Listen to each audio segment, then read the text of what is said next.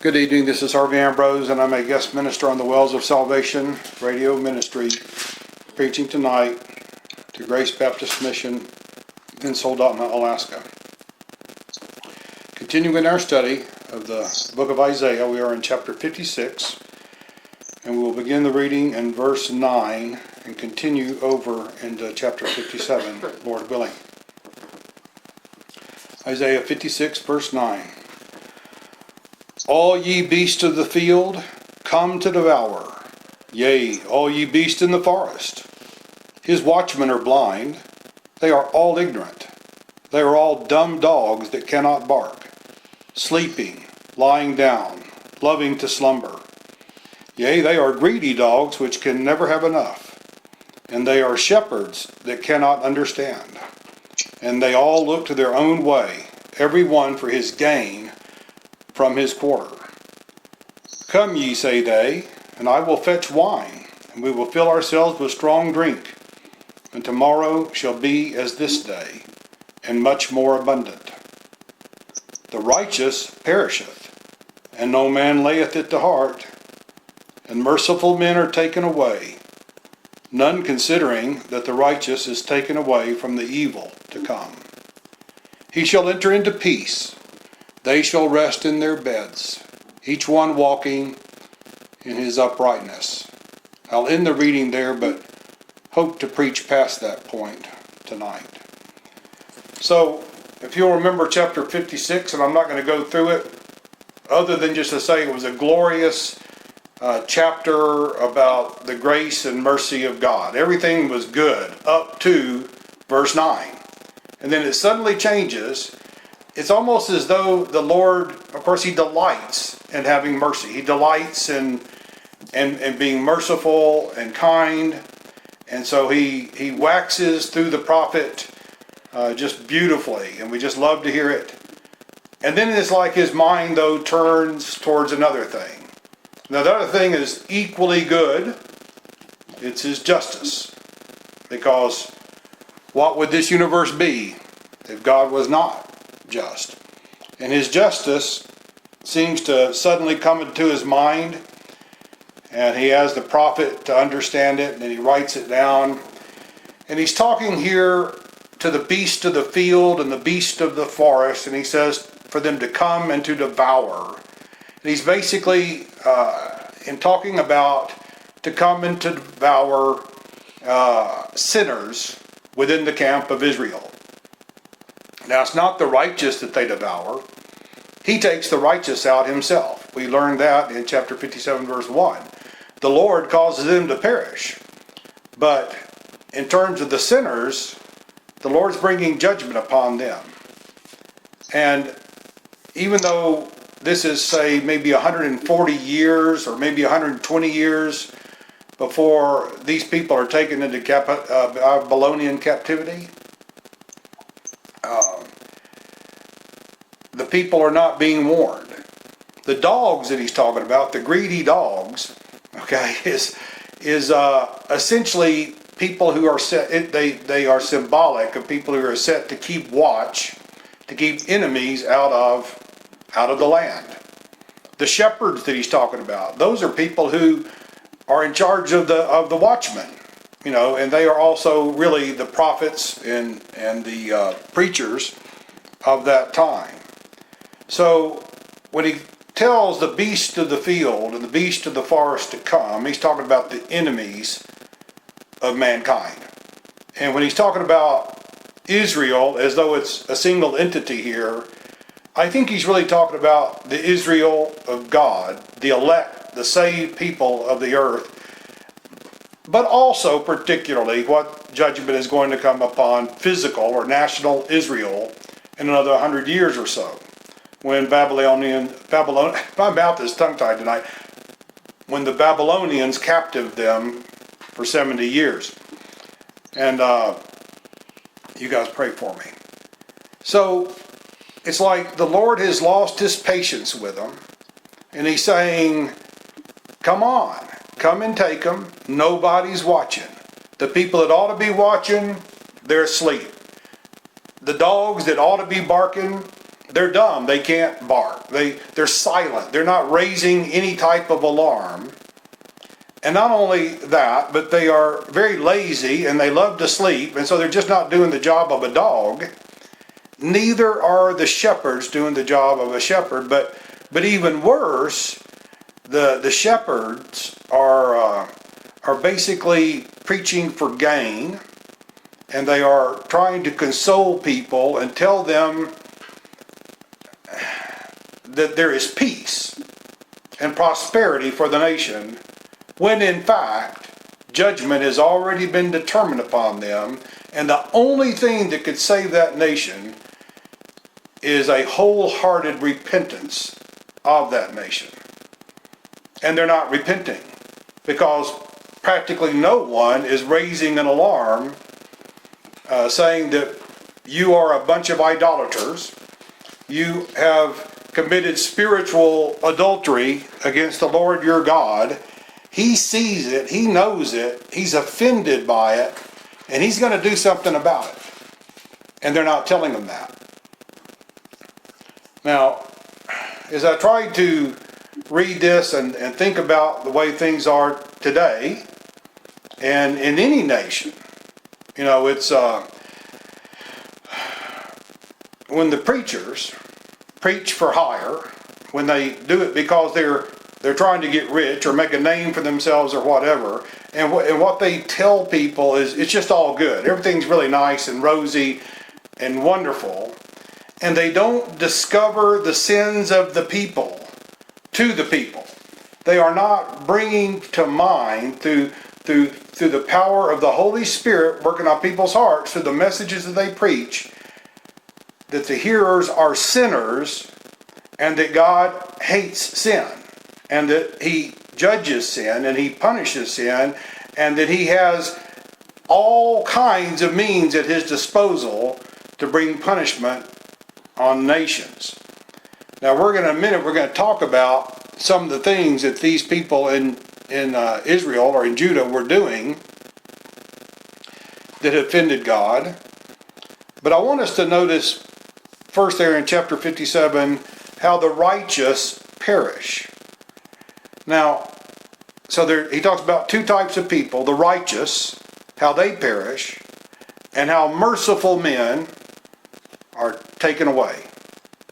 And I try to think about our nation here and also Western civilization over the past 500 years and how Western civilization incurred the blessings of God through the Reformation and the preaching of the gospel and the blessings that come from a people who strive for righteousness and holiness.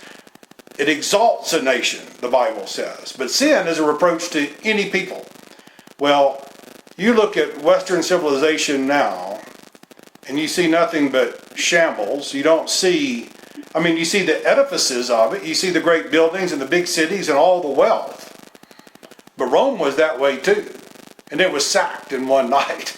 It fell suddenly. And that is going to happen here. And very few people are telling us what that's going to be. But the reason it's going to happen is the exact same thing. Preachers are not doing their job. Watchmen are not watching like they ought to. They are trying to blame everything in the world except what ought to be blamed. And in many cases, it's we ourselves. I look at my own self, and I have sin that is very similar to what I read about here in the next few verses of chapter 57.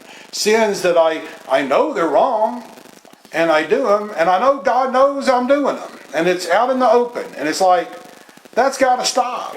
That kind of stuff has got to stop.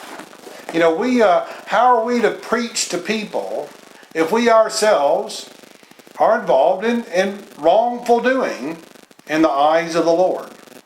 If the preachers don't repent, and if they don't start preaching against wrongdoing, against sin, against offending God, the people of this nation will never repent.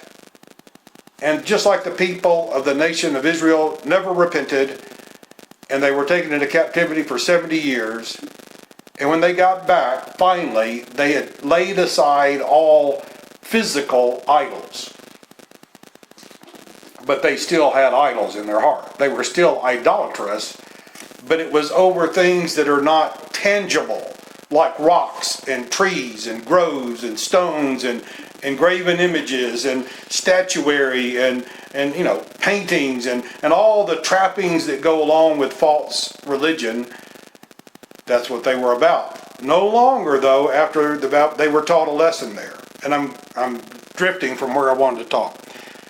So notice when he talks about the people, the watchmen and the shepherds are not watching, and he's inviting the beast to come in and to devour Israel. He brings in the subject of the righteous perisheth, and no man lays it to heart. What that means is that we ought to. When we lose our good men as a nation, we ought to have a heads up about that. I showed you pictures behind me on the wall of some of the people in our nation's history that I have a high regard for. We had great politicians and statesmen at one time. Where are they today? Where do they exist now? We had preachers that, were wonderfully knowledgeable. Read their sermons sometimes. Read the sermons from the 1800s and see what these people knew. See how well they knew it. I never study anything that's not at least 150 years old. I'm just telling you, all the things I study, the sermons I read and the commentaries I read to study for these sermons, they're at least 150 years old, closer to 200. Because there's been very few things written since then that are really worth reading. God has taken away from Western civilization its best men. I think that's going on. The righteous perish, and no man takes it to heart. We ought to take it to heart when we lose good people as a nation. And they're replaced by what? Look at the politicians now. They are corrupt. They are corrupt. They are, apparently, almost all of them are corrupt. Some more than others. And so, he says, the righteous perish, nobody lays it to heart. Merciful men are taken away. None considering. So no one's thinking about this, is what he's saying. No one is considering that the righteous is taken away from the evil that's coming. God is going to spare his righteous from seeing the evil times. What does that have to say for those of us who are here when these evil times come? Does it mean we're unrighteous? It could. It could well mean it. Could it mean that we're unmerciful? Could mean that too. If we're left and we are not in the category that he spares from the bad times. Me personally, I'd love to not be here to see the complete collapse of our country, but I think it's too late. I think it's already collapsing all around us. What happens when a nation is about to go to war against another nation? What do? One of the last things they do, right before it happens, right before war is declared or an act of war occurs, is they pull all their ambassadors back home, right? What is God doing here? He's taking the righteous away to prevent them from seeing the evil time. If God is pulling his people to himself, it tells me he's about to go to war on a nation, or even on a civilization, as in Western civilization. You look at Europe, you got churches all over the place. Most of them have been turned into stores and restaurants and stuff. And the few that are there have practically no one in them, and most of those are grayheads, like us. It's a great falling away that we have. And we need to lay it to heart that there's people like me preaching, which is pathetic. When there used to be great preachers that would preach and people would get saved and things would happen, and it's just people like me left. It's getting kind of bad. And it talks about these people that he takes away to preserve them from the evil. People like that, enter into peace. They shall rest in their beds, each one walking in his uprightness. See, Jesus has taken away the sting of death for all the righteous people, for all the saved. He has not taken away the stroke of it. It's appointed to man once to die. Everybody has to suffer death. But for those who are righteous, his ambassadors of the world and the saved of the earth, even though they suffer the stroke of it, they enter into rest. They rest in their beds, each one walking in his uprightness. I had thought, I'm going to read it. I wasted this much time with a slow start. But I'll read what Job said about it. And Job was not spared from the evil. He saw as much evil as I think a man can stand, and yet he stood it. But he reached a point of praying for that stroke of death to fall upon him.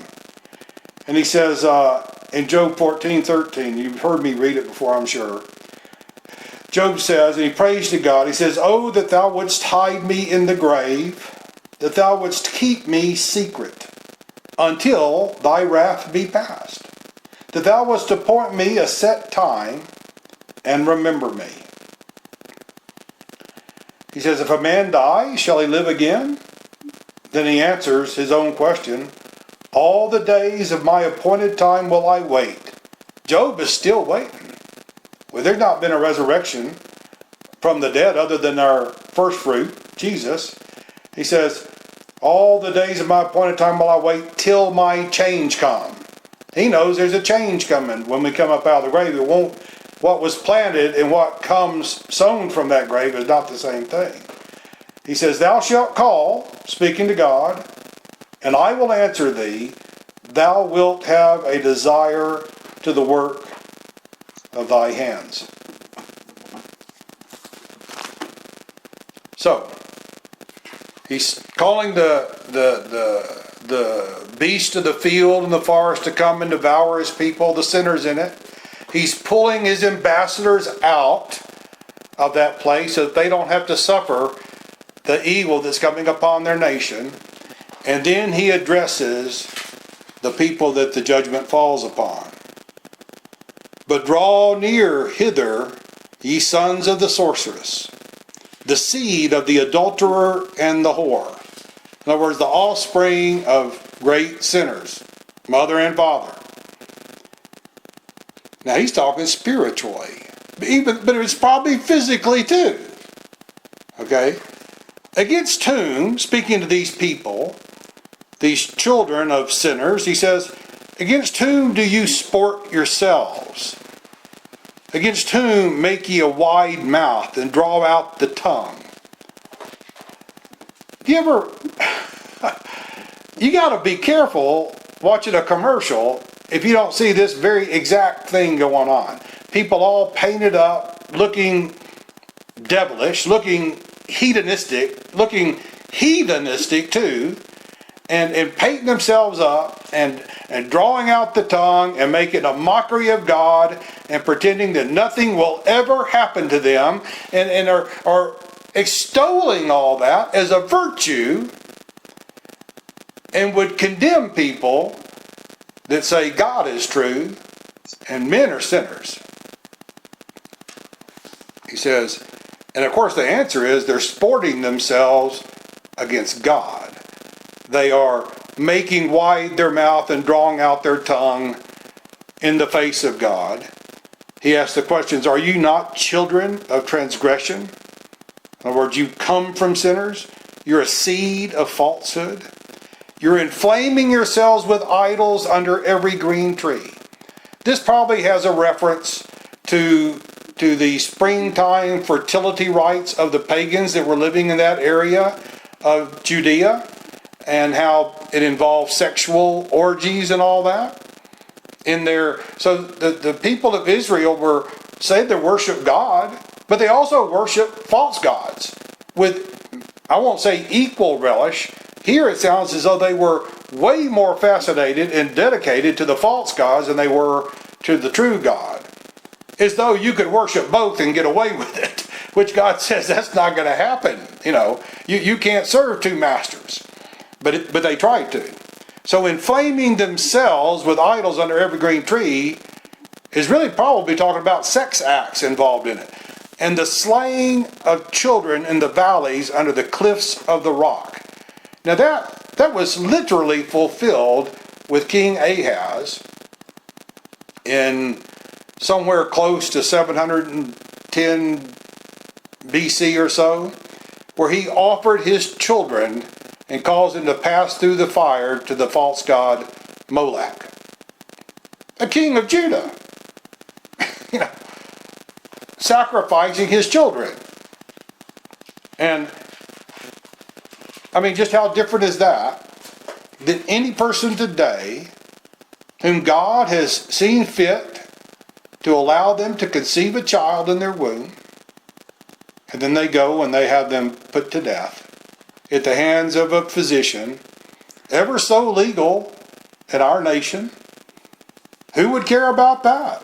She should have the right to do that anytime she wants to. Is that not causing her child to pass through the fire as an offering to the false god of convenience or of whatever else that she would have rather than righteousness or that child? It says, among the smooth stones of the stream is thy portion. They are thy lot. Even them hast thou poured, or even to them hast thou poured a drink offering. Thou hast offered a meat offering.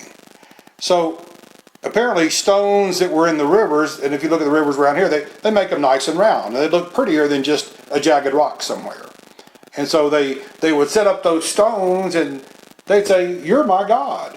And they'd pour out drink offerings and meat offerings to him just as if they were doing the same for Jehovah under the Mosaic law. And the Lord asked this question, should I receive comfort in these? See, he knows they're offering the same things to him as there are to the idols. And he's saying, I'm not going to accept this at your hand. He said, upon a lofty and high mountain hast thou set thy bed. He's talking about the high places of idolatrous worship. And they, in other words, they took their sin up on a mountain. And literally, they would go up on the high places as though God's not looking, And they just do it. They just cast it right in his teeth. They're not ashamed at all. That's where we are. That's where we are. Even those of us who are saved, or to some degree, can be that way. We're pretty careless about the gods we worship too, and where we do it. Even there went thou up to offer, right as high as you could towards the heavens, and offered sacrifice to false gods. And it says also, behind the doors, also in the post, where, by the way, Israelites were supposed to write down scriptures behind their post and doors. Thou hast set up thy remembrance, for thou hast discovered thyself to another than me. In other words, it's as though you have had an adulterous relationship with someone other than your husband, in this case, your husband being God. And you are gone up. In fact, it says you have enlarged your bed to make it big enough for all the, adultery that they're committing with false gods. Thou lovest their bed where thou sawest it. You love everything about sin, is what it's saying. And we do, don't we? To this day, some of it's appealing to us, and we do love it. I don't even think we know. I watch TV all the time. Terrible language, terrible scenes sometimes. I've reached the point of callousness with it. It's kind of like Job in Sodom. It's just filthy conversation of the wicked. But it doesn't even vex us anymore.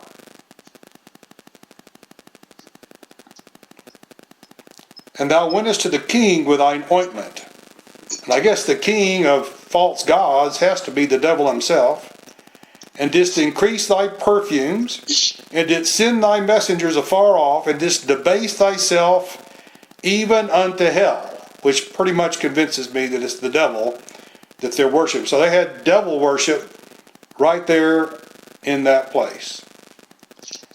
In verse 10, it starts turning a little bit now. Since the preachers and the prophets won't discover their sin, God's telling them, here's what you're doing. I'm seeing everything you do.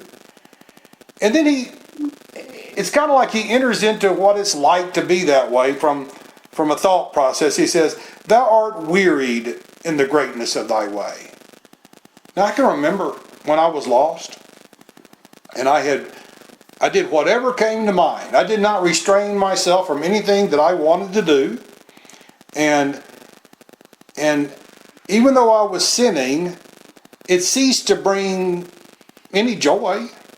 There was nothing in it for me. It was wearisome because it never gave you happiness. It never gave you peace. It never really gave you joy. It's what you had become.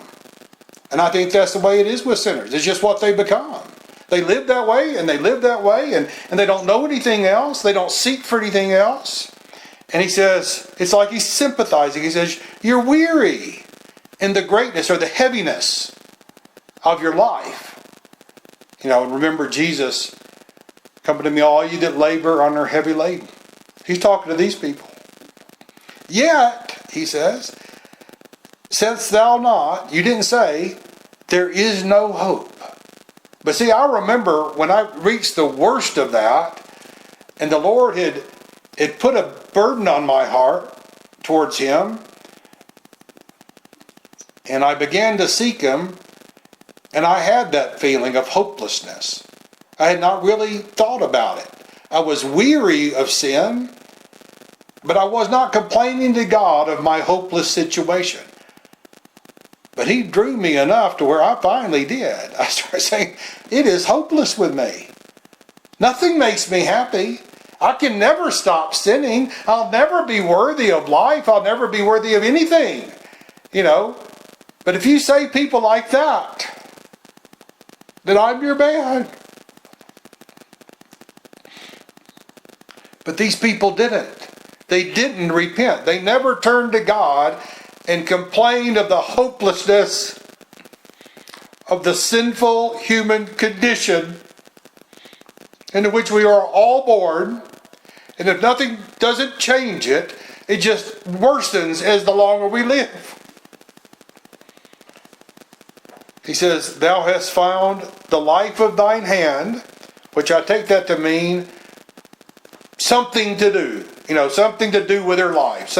They find something and they'll pour themselves into that rather than going to God and say, I have lost hope because I can't find joy or happiness. Sin doesn't even please me anymore. There's nothing for me. Instead of admitting that to God and praying for relief, they find something to do with themselves. And that's going on everywhere. That's the story of our country. Therefore, because they found the life of thine hand, your industry, what you do with your life, therefore thou wast not grieved. See, we needed to be grieved. We ought to be grieved over sin. We ought to be grieved over our distance from God. Those of us who are saved particularly ought to be sorrowful if we have become sinful. We should be grieved. But a calloused, cold heart that doesn't seek God and is not receptive to the workings of His Spirit does not grieve over sin. They don't mourn. And mourning is required. He says, and of whom hast thou been afraid or feared? He's saying you have no fear of me. You ought to, but you don't. That thou hast lied and hast not remembered me, nor laid it to heart. Have not I held my peace? In other words, he's saying, I have never punished you. And because I don't punish you for what you're doing, you're thinking you're getting away with it, and that makes your heart all that much harder. That makes your ability to repent from me becoming more and more difficult because I have not struck you down for what you've done. But he's saying, I'm gonna do it. In other words, the goodness and forbearance of God caused these people to compound their sin rather than drawing them to repentance. He said, have I not kept my peace of old, and thou fearest me not? He says, I'm going to declare thy righteousness and thy works, for they shall not profit thee. In one day in judgment, he says, every idle word will be brought into judgment. You're going to have to give an account to God of the deeds done in the body.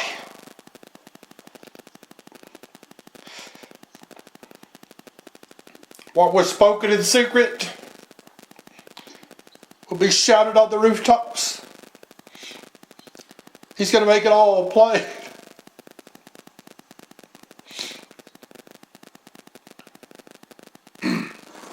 He says, verse 13, when thou criest, in other words, when the really hard times come and you cry out, he says, well, let thy companies deliver thee.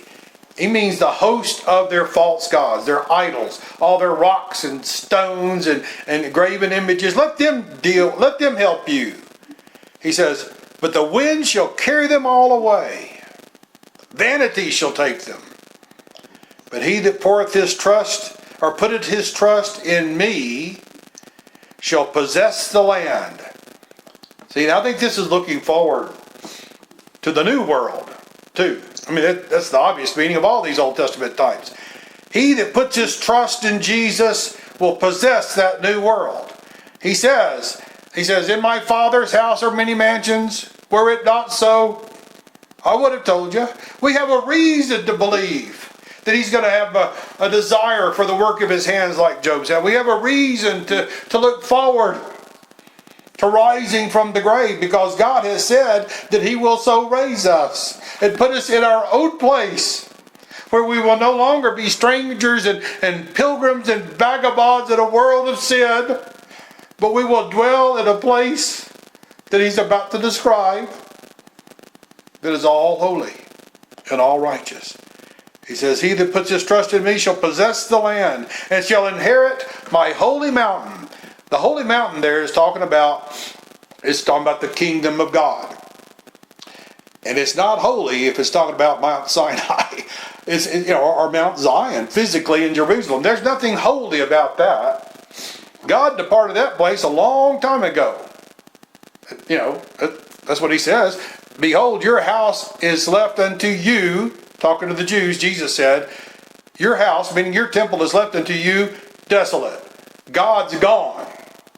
See, it's not a holy place, but there is a holy place. His holy mountain, his holy kingdom. The point of this whole exercise is a people for God and a God for the people that live in the same place. And these people shall say, cast up, prepare the way. Take up the stumbling block out of the way of my people. In other words, his people that trust in him will try to remove the impediments that keep people from being brought into his kingdom. They will try to preach righteousness. They will try to tell what it is like to be saved, how they found God. The word of their testimony is how they overcome Satan and his wiles. We don't do that much anymore. When I first got saved, I bet you I told it 30 times a day if I told it once.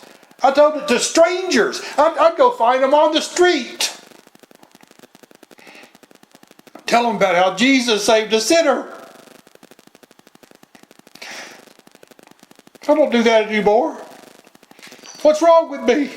We're not supposed to be like this. We're supposed to be like what it says. We're trying to remove all the impediments because we love our neighbors as ourselves. Or we're supposed to. We're supposed to want them to be saved with all of our hearts. But instead we just turn to our own ways. And with all that introspection, we forget not only about our neighbors, but about God himself. So now here in verse 15. This is too high for me. Too high for me to preach it. I know in one place it says that Jesus is able to save to the uttermost those who come to God by Him. Can anybody tell me what the uttermost is? Where the uttermost is? It's beyond reason and ration. Men can't really contemplate the uttermost. Salvation to the uttermost. Well, this is just like it right here, because he starts talking about where He lives. Where does God live? It's answered right here. He says, "For thus saith the high and lofty one that inhabiteth eternity, whose name is holy." Any doubt who we're talking about here? I heard a sermon, and I recommend it to all of you. It's on YouTube. It's by R.C. Sproul, now deceased. And he and I don't agree on everything, but boy, he sure gets some things very right. R.C. Sproul, look it up. And the sermon is entitled Eternity. Listen to that. It's incredible. And he says, where does God live? He lives in eternity. That's His address. Now, that sounds silly, but it's not silly. The fact that God inhabits eternity basically makes Him who He is. Because everything else, whether it's matter or energy or time or space, those were all made by God. Everything was made by somebody, except one thing: the self-existent God. He cannot make Himself. He has always been. Before all those other elements I mentioned, time, space, matter, whatever, before any of that was, God always is. Eternity is His residence. When He created all these things, it's only been 6,000 years ago. Before that, there was nothing but God inhabiting eternity. And to Him, it's only been 6 days, because 1,000 years is a day. To Him, 6 days ago, He made it all. There's been a lot of sin since then. He's getting impatient. I think He's looking for that permanent rest for Himself, where He no longer strives with men. But here it says, He's going to have something for us to hear. The high and lofty one. There's really only one that fits that description. It says, He inhabits eternity, and His name holy. And we read about those cherubim that's all they do. They fly around the throne of God. They say, holy, holy, holy, Lord God Almighty. They do it all the time. All the time. From the moment they were created, they're still doing it. And here we have God. He's speaking to nobody but Himself. This is a soliloquy. He allows the prophet to hear it, to hear God speaking to Himself about His own thoughts towards His people. And He allows them to write it down. Understand the source of this. God talking. He says, I dwell in the high and holy place with Him also that is of a contrite and humble spirit. He dwelt alone up until some 6,000 years ago. But now He says He dwells there with Him. It can't be deity that has a contrite spirit. Contrition requires sin. It can't be the holy angels up there either, because if they sinned, they would have been cast down in the chains of darkness, awaiting judgment, right? With the other ones. But contrition requires a broken heart over guilt. I looked it up in a modern dictionary, and it doesn't say much. It just talks about, oh, you're sorry over something you did. Okay? Modern dictionaries are no good. If you want a good dictionary, get Webster's 1828, because it tells real definitions of American English words. Contrite. To contrite, it means to break or bruise. It comes from the Latin meaning break or bruise. And it means worn, are bruised, hence broken-hearted for sin, deeply affected with grief. Now, this is out of the dictionary. Deeply affected with grief and sorrow for having offended God, humbled, penitent, as in a contrite sinner. Get you a Noah Webster's 1828 if you want to really know what was meant by the words that are in our English Bible. That's what he means. So someone who is deeply affected, overwhelmed with a sense of guilt for having offended God. Someone who is penitent. This is the person that dwells with God in the high and holy place that God has inhabited for eternity. He says, with him also that is of a contrite and humble spirit, to revive. He dwells with them for a reason. Here's why we dwell with God in the future. Those that are taken away, the righteous man perisheth. So God is delivering them from the evil to come. Ultimately, he will do that with all of his people. We will all be taken from this world, which is all going to burn up. And we'll be separated from evil permanently. But he says, he does it. We live with him so that he can revive the spirit of the humble and revive the heart of the contrite ones. So, to revive, vivify means to bring life to. So to revive is to bring new life to. That happened to me when I got saved. I was born again. New life came into what was dead in sins and trespasses. Felt dead, was dead to God, was dead to all good things. And then he gave me life. And in this place where we're going to go, we're going to dwell with him, so he continuously gives us life. We read about it in Revelation. He says, out of the throne of God proceeds a river of living water. And it feeds these trees that bringeth forth their fruit in their seasons. And he gives us to take of the tree of life freely, and of the water of life, all that we want. It's not water. It's himself. Life is in God. We had, our first parents had some life. Human life. Sinless human life for a while. But it's not the same as having the very life of God through the Spirit of God flowing through ourselves like it will be in that place where we dwell with God.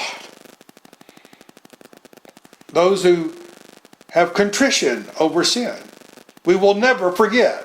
See, I don't believe we'll ever forget that we were sinners and Jesus saved us. We can't be proud because we may think we understand about being saved now, but up there we will know it clearly. We will know that there was absolutely no good thing in us. Nothing. Nothing to commend us to God other than our broken-hearted wretchedness, our misery. And because we were miserable, a merciful God saw us as objects of mercy. He had mercy on us. He says, for I will not contend forever.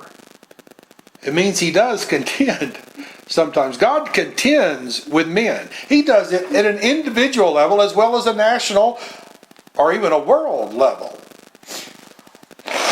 Don't ever think that great events like world wars and things like that are outside the interest of God. Now, I don't know that he brings them. Maybe he does. Some I'm sure he does. But I know that he works within all that thing, working salvation in the midst of the earth. He uses all those circumstances to draw a people to himself so that he can be merciful to them, because that is his essential nature and his particular delight. He says, I will not contend forever. He's still talking to himself. He's not asking anything from us. He's just telling us. I won't always contend. Neither will I always be wroth. Which means sometimes he is. We should tremble at that. You know why he is wroth? Because we sin.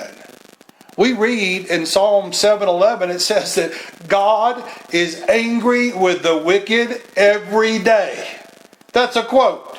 He is angry with the wicked every day. When we're wicked, particularly his children that ought to know better, and when we're wicked, he's angry every day.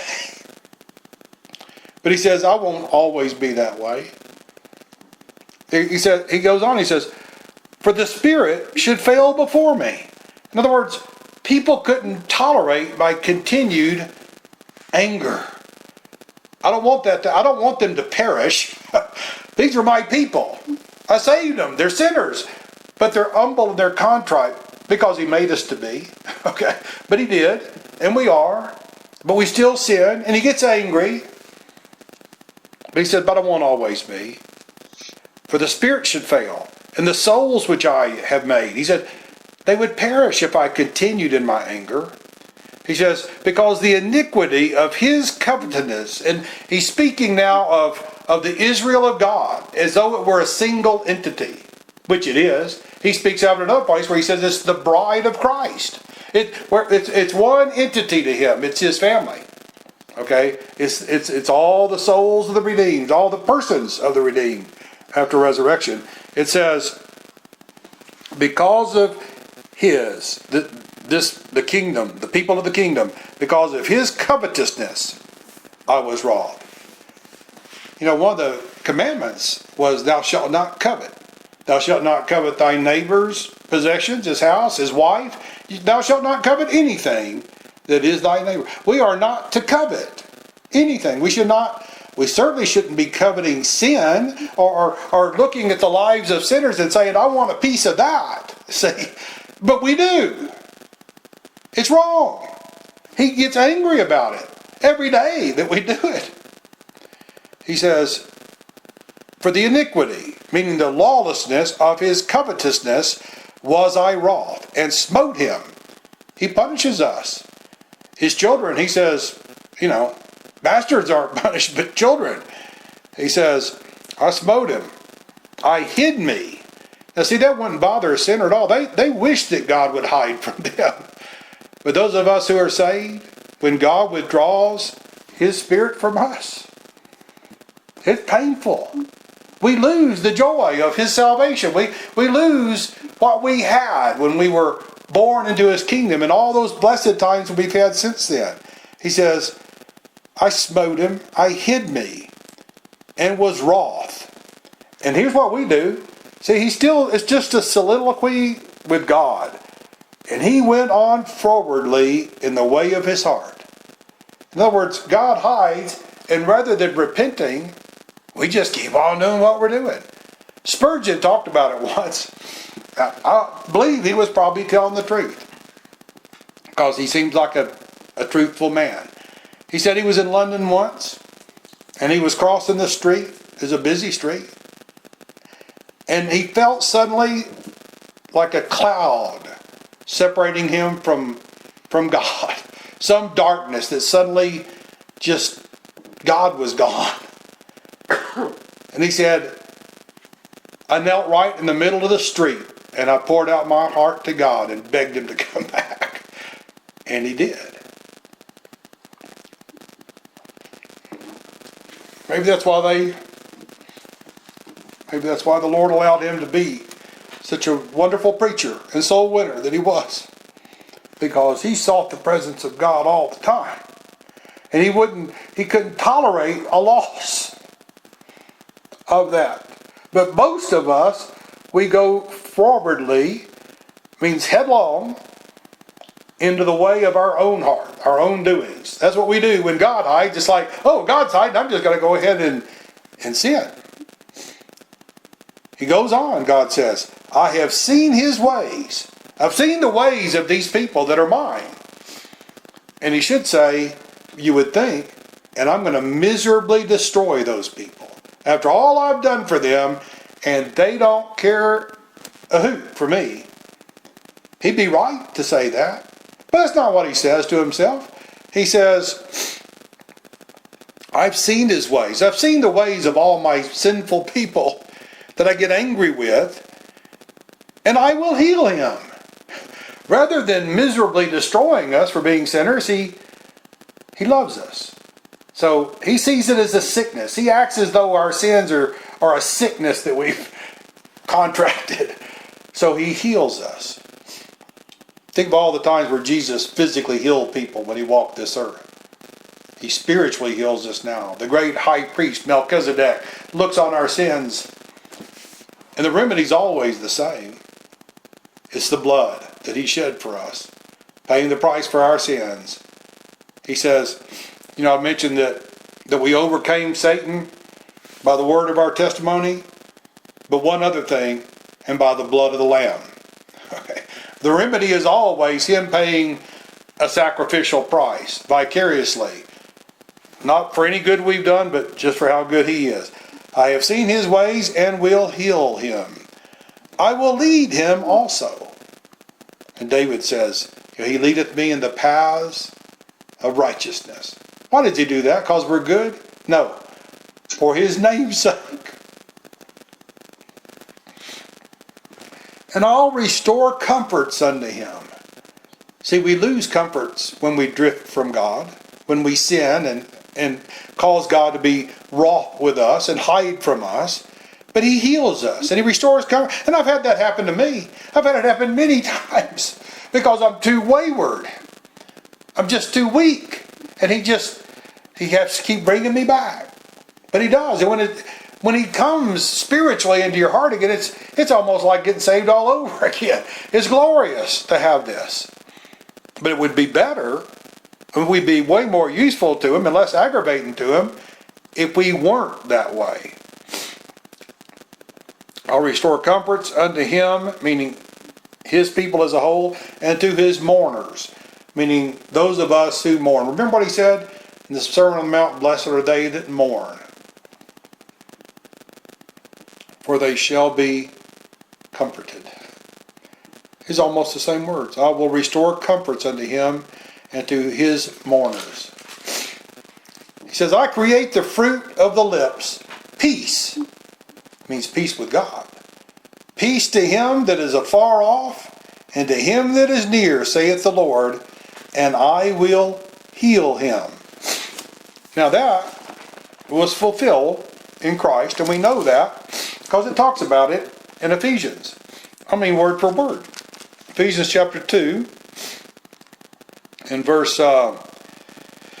14. It's talking about peace. He says, I create the fruit of lips. Peace. He says, for he, meaning Jesus, is our peace, who hath made both one, meaning Jew and Gentile, and hath broken down the middle wall of partition between us, having abolished in his flesh the enmity, even the law of commandments contained in meanings. He fulfilled the law.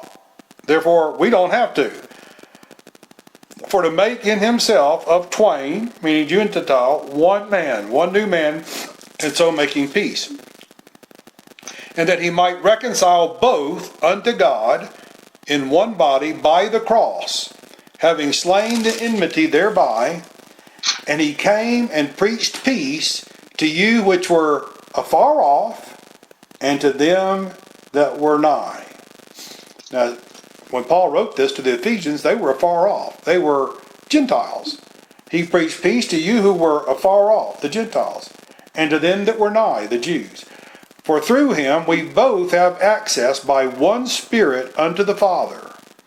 Now therefore ye are no more strangers and foreigners, but fellow citizens with the saints, and of the household of God, and are built upon the foundation of the apostles and the prophets, Jesus himself being the chief cornerstone, in whom all the building fitly framed together groweth unto a holy temple in the Lord.